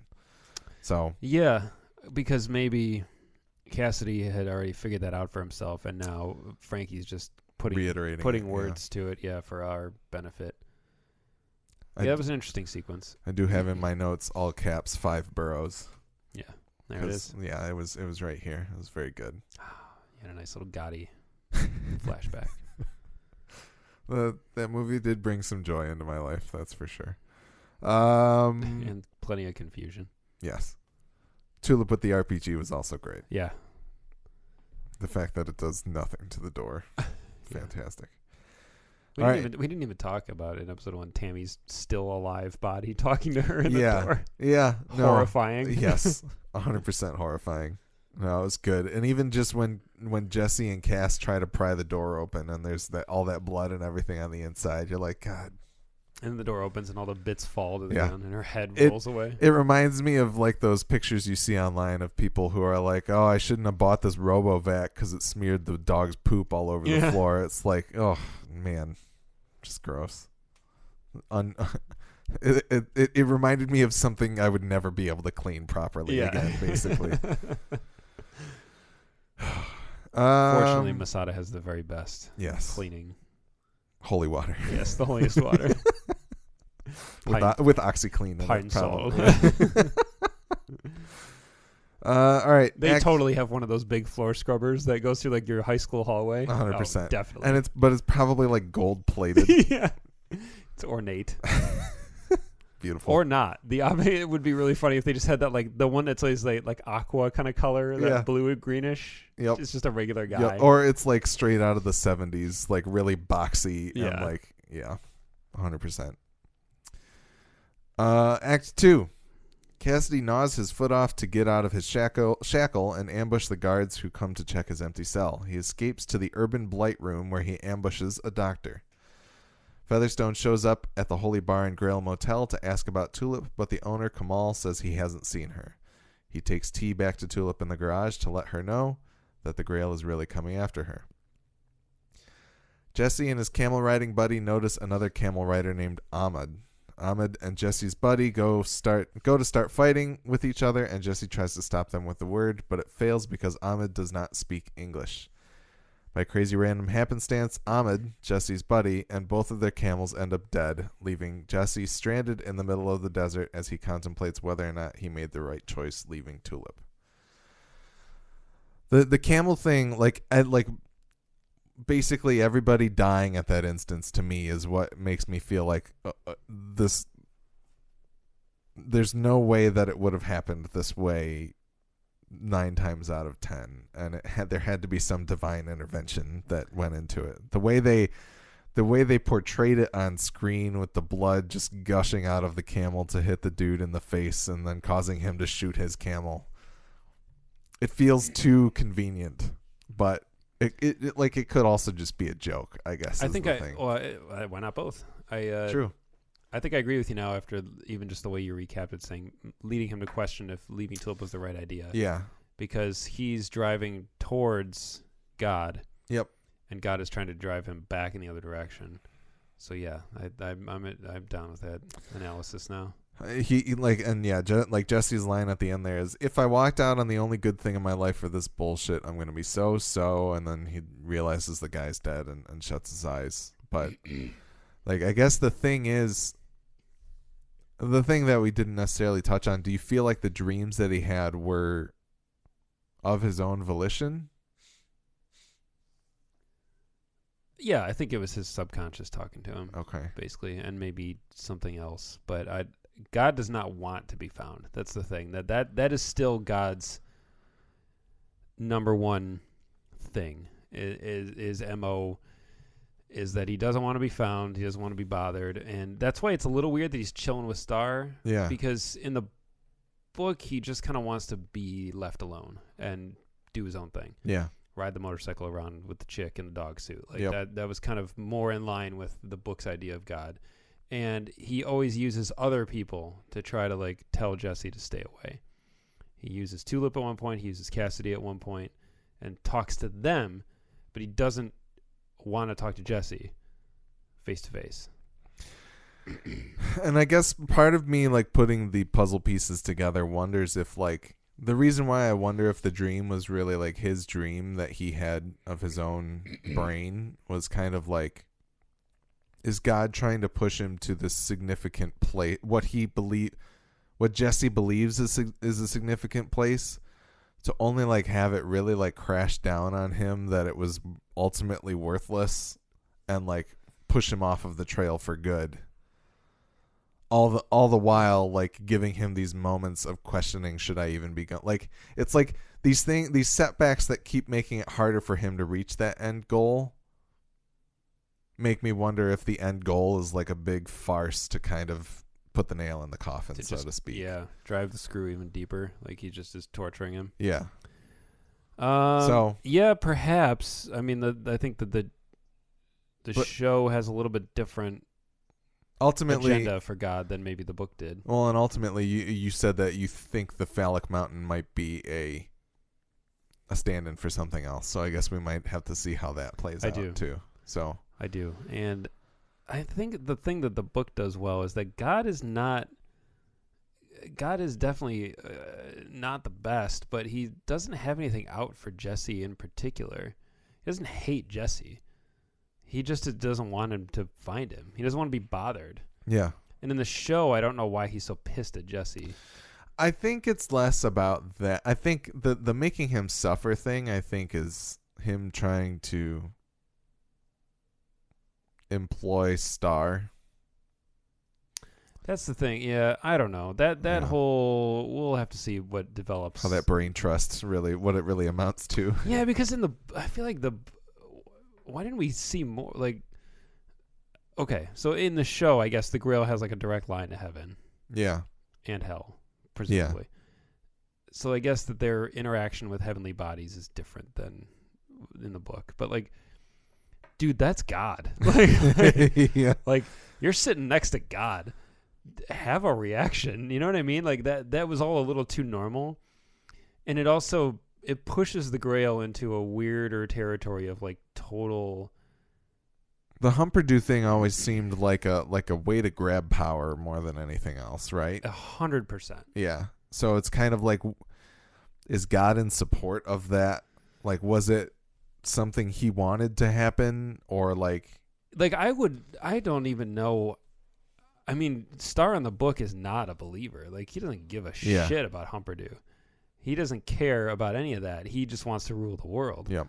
And he might not even believe in God. Like, that's the thing. That's where the show, I can't find any footing on this issue because I just don't understand where Star's belief lies. Like, he comes across as a guy who might not even be religious. You know what I mean? He passes his Grail exam, obviously, with flying colors, but I don't know. That whole dynamic is strange, and the way it's presented with God just sitting next to him and then be like, oh, hey, yeah. Handing him a Diet Dr. Pepper. Yeah, weird. Like, I would rather have seen that be like another angel or something like that instead of God, because when you bring God into it, it makes it way more like... Well, if God has their back, it's like they should be infallible at that point, because he's still God. Yeah. Like, as goofy as he might be and as like powerful as Jesse might be, that's still God. You know what I mean? Like, and God can do whatever the hell he wants, basically. And so it's weird if he really. That's why I'm not really convinced that he's actually trying to help Star, because if he wanted to, Star would win. You know what I mean? Like, that would happen. Do you think there's a world where God needs Jesse alive? Yeah. Well, so in the book, minor spoiler, but we're beyond all this stuff in the show now. God is helping Grandma in the book. Okay. So God is present at Angelville in a manner of speaking. He's not actually there per se, but like it is known and understood to the Langels and to Grandma and Jody and TC and company that God is working with them. And they believe it, but they know it. They don't just believe it; they know it. Like, they've communicated. So that might be what's happening here. That they're pulling that out of that arc and they're plugging it into here. I won't tell you to what end he's helping them or how it's all resolved, but you can cut this out if you want. I don't. We had kind of spoken in the past about the fact that the word doesn't work on Grandma, TC, and Jody because of like their blessing or whatever it would be, but that's why. So, but I guess my question in particular of like the reasoning that I'm linking up in my mind is that maybe God is keeping the Grail under his thumb to make sure Jesse doesn't die. Could be, but.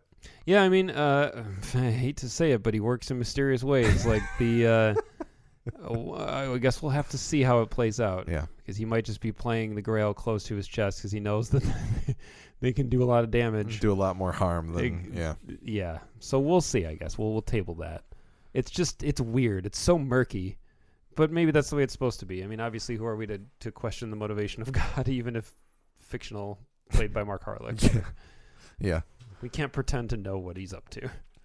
The only other bolded note that I had for this sequence was Cassidy going into the urban blight room, and he corners that doctor, and before the scene cuts, he gets this really good like eyebrow twitch that goes on. I was like, that's fantastic. Beautiful eyebrow acting by good old Joe. By Joe Gilgan. But yep. All right. Act 3. A meeting of the Grail Council convenes to congratulate their new All-Father, Herr Star, and check in after the terrorist attack on Masada. The Deputy Prime Minister of New Zealand asks whether Humperdoo is safe and when he'll be shown to the world, but we see that the Grail is still hunting down clones to find the real one. This insubordination leads Star to kill the New Zealand Deputy Prime Minister, and the rest of the council stays quiet. Tulip and Kamal start planning their attempt to get into Masada, while Kamal strongly urges Tulip to stop and let the problem solve itself. Tulip is determined to get into Masada. Cassidy uses his newly acquired doctor uniform to try and leave Masada, but he once again decides not to leave just yet and heads back up to the back up the elevator for something. The meeting of the Grail people, the Grail Council, pretty good. That was entertaining. Reminded me of last season when you talked about the fact that the All-Father talks about how he receives a call from world leaders at the end of the day to say thank you. Mm-hmm. But still not quite. I mean, we get a display of insubordination from New Zealand, of course, but whoops. There you go. Make sure this is all right. Give yourself a note. Cut that out. Sorry about that. That's okay. There we go. But that what do I want to call it? That little side note of the Humperdoo, the tank trailing the Humperdoo in the field and then throwing out a cane and playing soft shoe for him. I thought that was also great. That was super funny, and I was like, "Where's this going?" It's not him. And they just shoot him and throw him on a pile of other Humperdoos. Yeah. Is Humperdoo plural? Other Humperdoo. I made Humperdoo plural last season, so that I'm sticking with it. Okay. It sounds cleaner to me for some reason. That's fair. Yeah. It's one of those Michigan things. If it is an S, you just gotta pull it off. Yeah, I gotta use that elsewhere, so I'm not gonna waste it on Humperdoo. Masadas. Yes, Masadas. What did you think of the guy getting in the crate with the hand grenade? I was like, does he just accept it? And he's like, oh, whatever, I'll release the pin. And like, just yeah, I think there's a little bit of a disbelief there, like that. Or it's him just being like, well, there really is no way of me getting out of this, so I'm just gonna end it now. Yeah, before I starve or fall asleep or whatever. Yes, not without reminding somebody to delete his browser history. Delete his browser history. Yeah, but yeah, that was funny. I guess I don't know. I was this is the beginning of the rest of the episode for me, where I just kind of gradually lost interest. Yeah, it didn't work as well for me. I did. There was one moment with Cassidy in the Urban Blight room, staring when the camera was staring down at him from up above with all the shelves of drugs on it. I was like,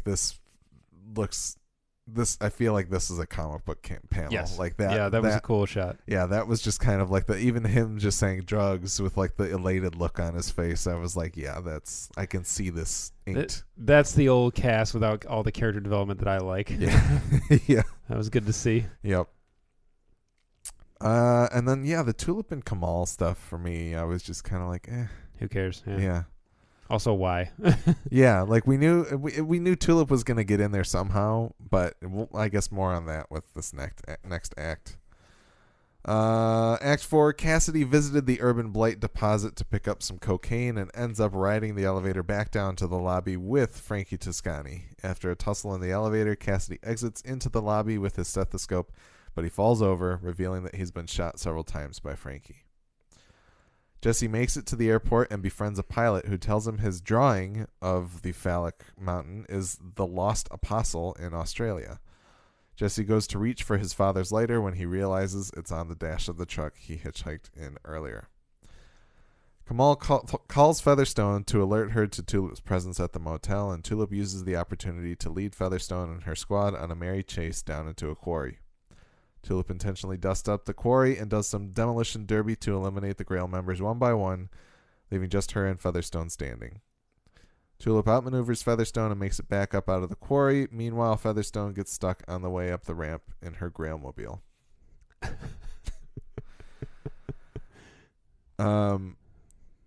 I guess we didn't necessarily talk about like Cassidy once again turning back. Do you feel like it was the drugs pulling him back, or was it something else? Yeah, I don't know. Whatever. Yeah. I don't quite know what to think of that yet. I looked up the Lost Apostle, but I couldn't find anything of that nature. Okay. So I don't know that there's it's a fictional It might be. Yeah. penis mountain that's in Australia. And then so we complained a lot last season about the fight scene between the tank and the neo-Nazis and the Saint and Sydney, the Angel of Death. Yeah. The demolition derby scene, I was like, well, at least it's all cloudy and I can't see anything. Yeah. Period. Like I did turn on the finale of season 3 once more just to kind of watch it, and it got to that scene again, and I was like, this is bad. I was like, the shadows that drop out of the cloudiness that's on screen during that fight looks horrible, and it would have been better if it was just dust like this. So in a way, I kind of appreciate it, but also part of me is just kind of like, what the fuck is Tulip doing in there that's actually like making cars flip and fly through the air? Yeah. So it feels very unnecessary as a ploy to get her in there. I think it would have been funnier if she just put on the Grail outfit and walked through the front door. Yeah. But yeah, if this was in season 1, I probably would have liked it more. Yeah. But I don't need any further reinforcement that Tulip's a badass. Yep. I'm just like, whatever. And now it's reaching like even more cartoonish levels of like, you know, Grail mobiles flipping through the air and stuff, and I'm just like, how is she doing that? Yeah, I was wondering the same question, like, what is she doing? I know it's weird to find a moment where my disbelief can no longer be suspended in this show of all shows, but this was kind of one where I was like, how does that work? Yeah. I didn't get it. I didn't understand the point of it, and the perfect metaphor for the whole thing is her car just going halfway up the hill and then just coasting back down. Like I said at the beginning of this episode or last episode, like that's how I feel about the season. That's I said at the beginning of the first episode. Like we started going somewhere, making some progress, and it feels like we just rolled back down the hill. So I didn't like it very much. I also didn't really like her fight with Featherstone atop of Masada. Yeah. I liked the kind of weird. It felt to me like a nod to the Princess Bride when she's climbing up and reaches the top, like where they have their first sword fight. Yep. The Man in Black and Inigo, which is one of my all-time favorite movie sequences. And I was like, oh, this is cool. And but that was where it ended. It ended for me. I think I don't remember if it was Ruth or it was Julianne Emery, but I think one of them did an interview somewhere, and they talked about how they intentionally shot that fight to make it questionable of like who had the upper hand, because they wanted them to seem so perfectly matched. Like the metaphor of them shooting at each other and having the bullets collide in midair was kind of like they wanted to acknowledge the fact that these two people are, you know, two sides of a similar coin, or like equally matched in every way, shape, and form. But I don't necessarily know that, like, I wasn't as impressed with the choreography of that fight as I was with, you know, previous fights on the show. So, one other thing that I did want to comment on that I forgot to comment on was the fact that I love that they airdropped, or whatever they did, freighted Tulip's car over to the Middle East. Yeah. However they got it over there, they were like, yeah, we're going to bring the car. I thought that was... Screw it. Yeah, that was funny. Just to have Tulip's car present in the season.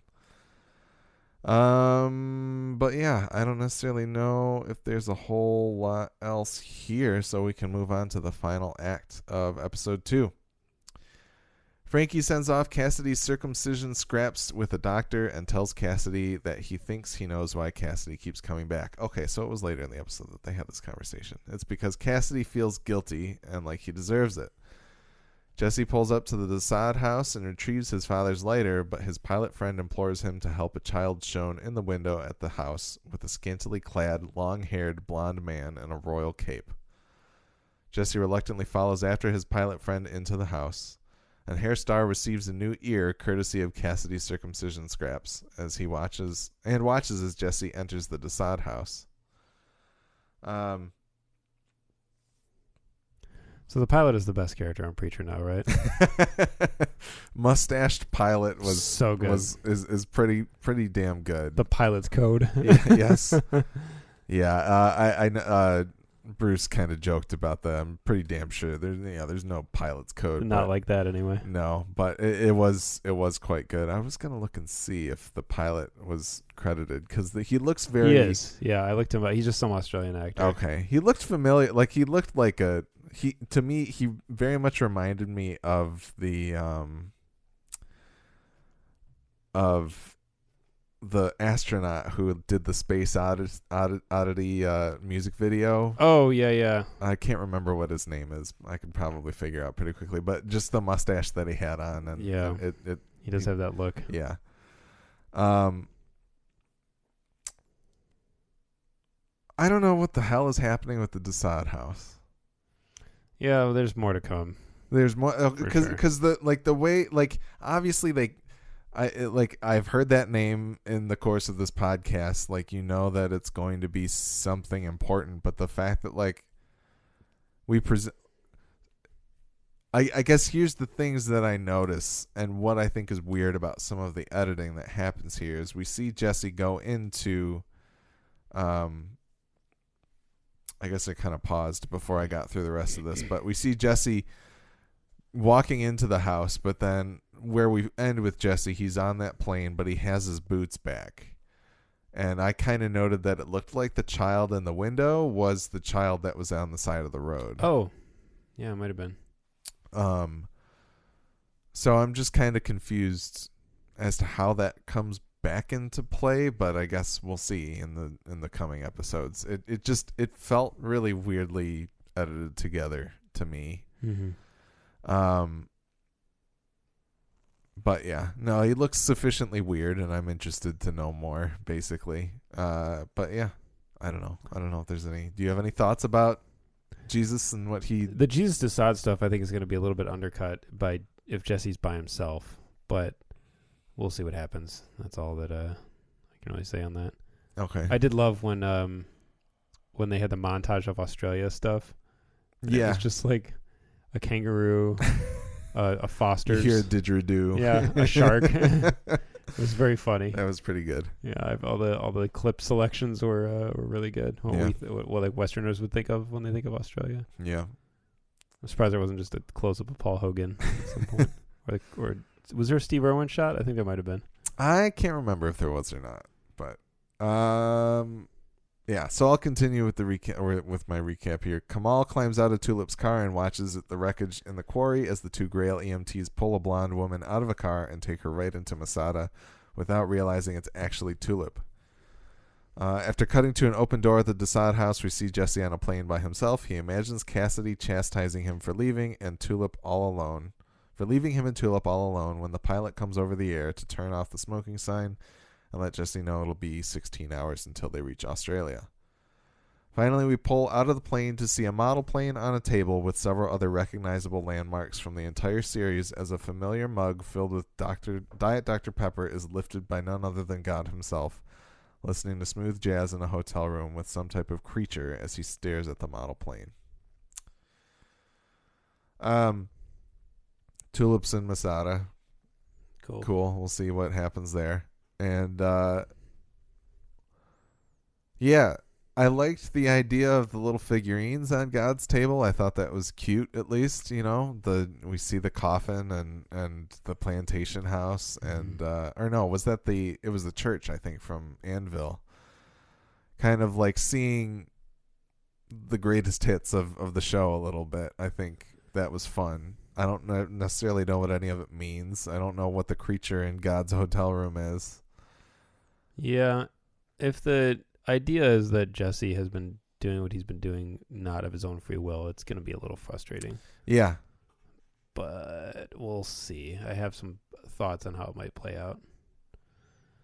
Yeah, there's no telling what that actually means at this point anyway, but we'll see. So Star's foreskin ear was stupid. Yes. I didn't like that. I was like, all right, whatever. I agree. Glad we spent time on that. Yeah, I was like, that feels like a Rogan joke that I didn't need. So what, was it season 2 or 1 where Cassidy is talking about foreskins all the time?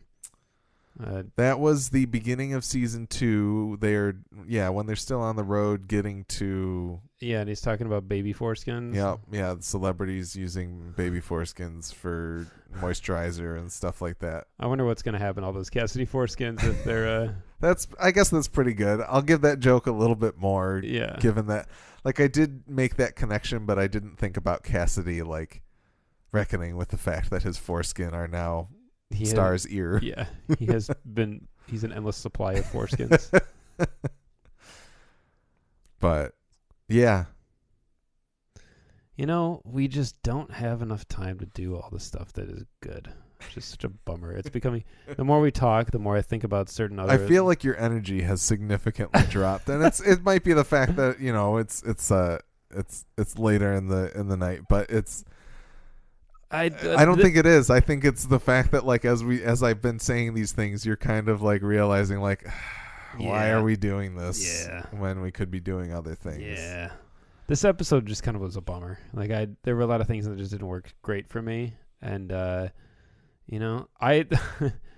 I legitimately did not even put together the idea that Jesse has already dealt with Jesus Assad, and now is flying to Australia. I was like, oh yeah, like. And that's what's weird to me. Like, I know there has to be more coming, but the idea that, like, I guess the pieces that I'm putting together here, we see that flash forward in the beginning of Jesse falling out of a plane in Australia, and right now he's headed to Australia on a plane, but that was months before or after, however you want to look at that. But, like, I don't see Jesse interacting with Jesus Assad that much unless we're, like, going back to look at what happened in that mansion while he was there. But I don't see why that would be the case. I also recall you and Lance mentioning Cassidy having more to do with Jesus Assad, really. And since we know Jesus Assad is in the Middle East and that's where Cassidy and Tulip still are, like, it seems like that would be... more their thing to deal with, but I guess I just don't understand the fracturing of the group again and how that's going to really play out with what some of the expectations that I know you have with the comic. Yeah, that's the only thing that's kind of, and I thought this during episode 1, I completely understand the desire to make Tulip and Cassidy characters that can stand up on their own. But at some point, you just have to recognize that Jesse is the protagonist. Yeah. The show's called Preacher. Like, it's about him. Yeah. Stop dividing them and spending all this extra time dealing with these little subplots that, most of them have been good, but for the most part, my patience for them is starting to wear thin, or I'm just like, man, I don't need another Tulip car chase sequence like that. Like, I'm more interested in Jesse getting to God, and I think that's fair, even just coming from a viewer. Like, yeah, do you feel at all fatigued of, like, some of this diversion stuff that's going on? I did not realize how fatigued I was of the Tulip and Kamal stuff until reading my own recap of it. Yeah, like it feels so extraneous and just kind of like. It's just I know where this is headed. I know what's going to happen. Tulip's going to get in there, and they're going to try and spring Cassidy out, and it's probably going to work at some point. If there's another failed attempt at getting Cassidy out of that fucking castle, what the hell are you doing in the last 10 episodes of this series? Like, I don't... Yeah, I kind of think that's going to be the case. That is season 2 again. We go back to season 2 of watching Cassidy try to escape this place several times. There's a real danger of that. So part of me almost feels like that can't be the case because we have more to do. But there's part of me that's also like, they didn't just build that Masada set for 2 episodes, you know? So we have 8 episodes left? Yeah. I mean, you can do a lot in that time, but I just don't. I gotta have faith, I guess, that there's a. Is Jesse gonna do it all on his own? Like what?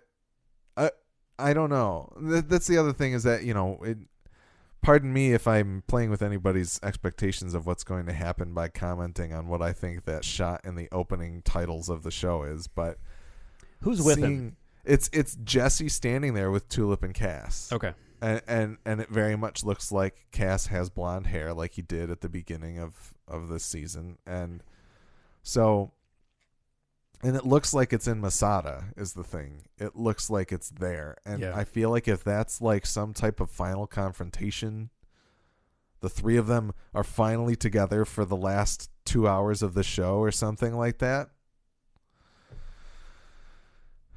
I don't know. I guess it depends. Like, maybe I'll get to the end of the season and be like, man, like, I really love what this is. But I also feel like part of you is just going to be like, dude, if you love this, you're going to fucking love this comic book I got for you. And I like, you might have heard of it. Yeah. Like, you know. Yeah. I don't want to. I'm trying really hard not to bring that aspect into it. No. And I like, that's the thing. I'm not necessarily blaming you for it. It's not like, but the book is better than the movie thing exists for a reason. Like, yeah, it's 9 times out of 10 it's true. So, you know, I guess I'm real curious how the listeners feel. Like, if you listen to our episode and now hate season 4 of Preacher, I'm really sorry. Lance. Yeah, Lance. I'm really sorry, Lance. But like, this isn't the first time, but I've been underwhelmed. I feel like if I went back and listened to all of our other seasons, I'd probably feel the same way at the beginning of seasons 2 and 3, like underwhelmed by where it is and concerned about the trajectory of the season and fitting enough stuff in. Well, I think it's really funny because I think season 2 there was a lot of like, hey, yeah, this on the road thing's going to be cool. They're going to go a lot of places, and then they don't. And then season 3 we're kind of like, well, you know, if Angelville's going to be like the first 5 episodes. Right. Yep. Then, exactly. No, it was all 10. So I think there's a real risk of us being like, yeah, if Masada's going to be like 3 or 4 episodes, but is it going to be the whole season? Like, I'm prepared for Cassidy to be a Masada the whole time and just be really exhausted by the time we get to the end. At least it's not 13 episodes. True. Which is pathetic that now I'm like glad it's not longer. And you know, I'm really hoping that I'm wrong and that it all comes together and they fit in a lot of the great stuff that I'm looking forward to. I just, at this point as a book reader, I've already pretty much resigned myself to the fact that I'm not going to be satisfied. Yeah. And as a show watcher, I just don't feel any momentum from this season. Like, just objectively, like I did like the way episode 2 ended. I like Jesse on the plane. I think it's funny that he basically chartered a private flight. Yeah. It was very, very cool. Using the word like, yeah, and then the pilot being like, I'm putting on the smoking sign. I've always wanted to do this. Yeah, exactly. Yeah. Like, that was all good. And I was like, all right, the spirit of it all is there. And it's good that we're getting some momentum and he's taken off. But it's just the other stuff that I don't really care about anymore. I just am more interested in that and, wish that they were all doing it together, because by this point in the book, if what I think is happening instead of something else that I thought was happening, they should be with him. Yeah. They should all be there. So I just don't know how it's going to shake out. There would have been no harm in them getting Cass out of Masada and then having to go back for some reason, but just like keep them together. But I guess they've kind of painted themselves into a corner with this Jesse Cassidy dynamic where they're at each other's throats all the time. But because that's not compelling either. Like, I don't want to see them together if all they're going to be doing is bitching and throwing each other through the wall. But that's the thing is, like, I think, I don't know. I guess they did really paint themselves into a corner, because by the end of season 3, I think there was part of me that was ready for them to just be like, all right, they're going to get Cassidy out. And, you know, like, learning this was the final season, I was like, okay, they're going to get Cassidy out, and then they all have to go on this journey, like, period. They have to start doing what they're supposed to have been doing. Yeah.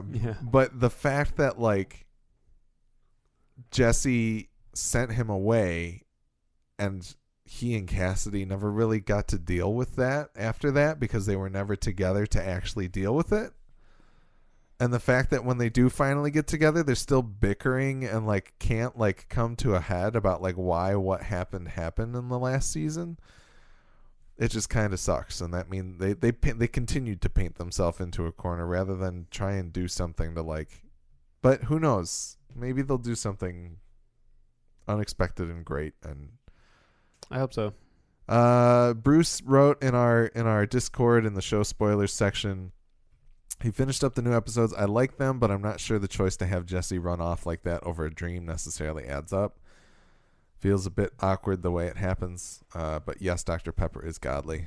Those are his thoughts. He also said, I just need stronger setup for it, other than I had weird dreams about Star and heard my dad's voice. Bye. Yeah, he should know also from the book, or I shouldn't say that, 'cause that sounds condescending. Sorry, Bruce. He recognize that Jesse leaving Tulip behind is not extreme for him. Like, yeah. That happens. Yeah.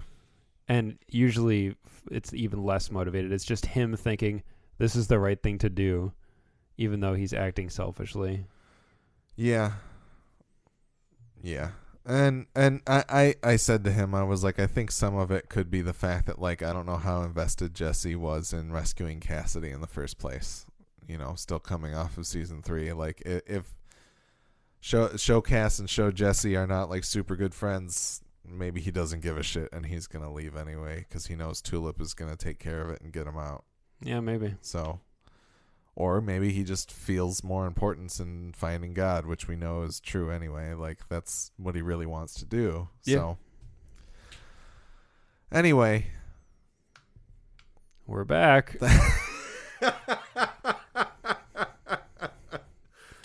God, that's fucking sad. I did really like the first episode. I did too. I did too, and I like having the show back, and I like. There's stuff in episode 2 I liked for sure. Yeah. I'm just having a hard time. I have more negative notes in my phone than positive, so that's kind of naturally what I'm focusing on. You know, when it's all said and done, are we going to do a season recap, and then are we going to do a series recap, or what are we going to do?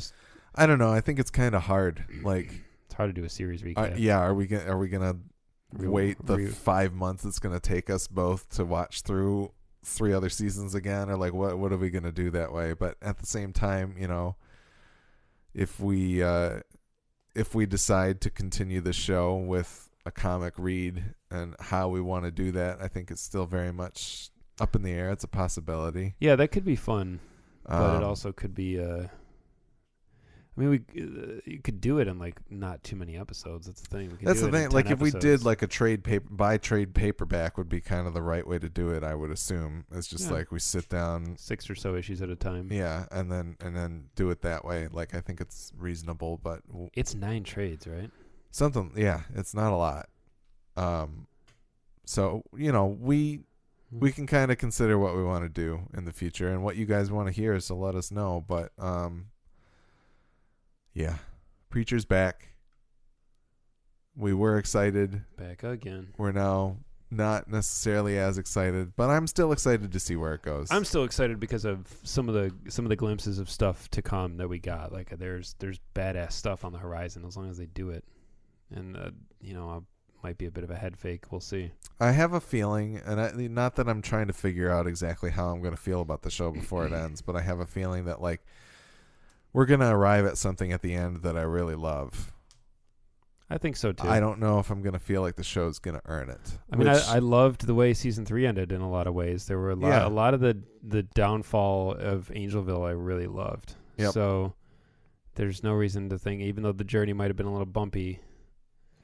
It's going to continue to be bumpy, which is... Yeah, I've just, Jesse finding God is all I really wanted out of the show. Or not finding God, but pursuing God. Yeah. And we spent so much time detouring. It's like... Let's get on it.